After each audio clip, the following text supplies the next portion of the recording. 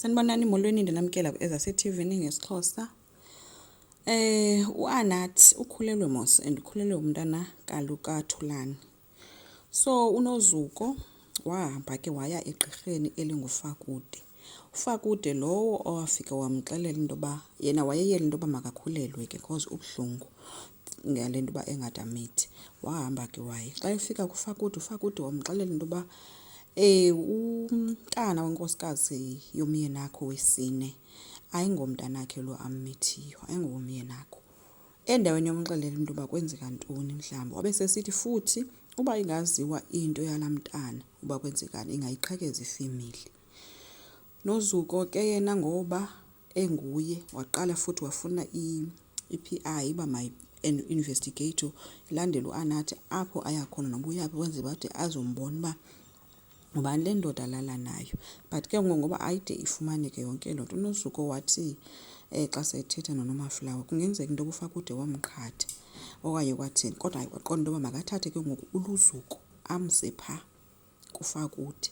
Nyhani ke wamthatha kuLuzuko bahamba baya kuFakude. Xa befika kuFakude, fika nyhani uFakude wamxelela into yoba uLuzuko, lo mntana omithwe ngunkosikazi wakho wesine ayingowakho, uyakutshithela. Yho, aphakama uLuzuko ecaphuka apho esithi uNozuko ligqirha ukuthi nizamthatha ayombeka emagqirheni azomxelela ubuxoki uhlangana phi namagqirha vele kwakutheni lize yama amagqirha ngoku.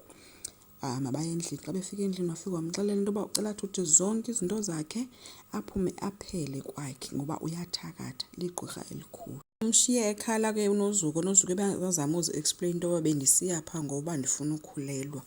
So uLuzuko ka-understand ngoba lokho khange yena akhalazile into yoba akamithi uNozuko.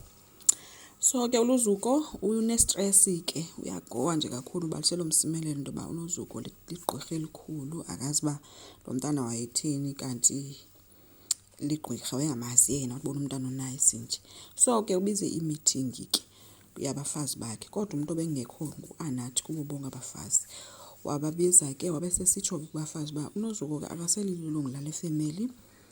uNozuko bemgalelele iwhisky ke wayithatha uLuzuko wayibeka etafuleni khange ayisele, kangakwazi noyisela esuka kuye. Wabe sesithi ucela ubulelo amgalelele.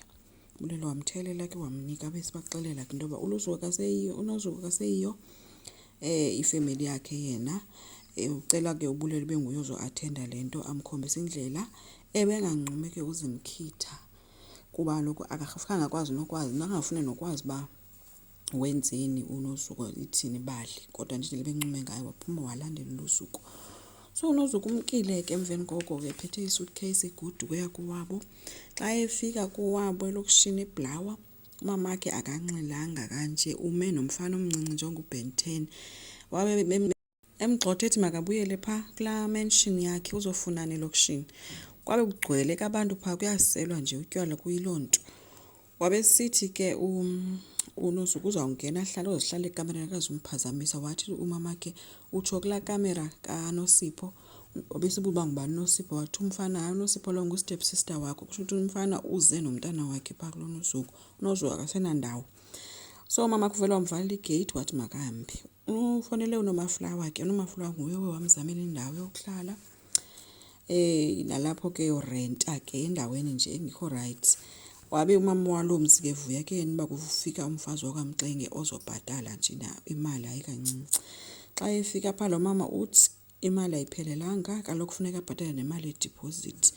Wabe sithi uNozuko hayi andinayo ke ngoku kwanamhlanje. La mama in 2 days ke izibe iphelele ke imali.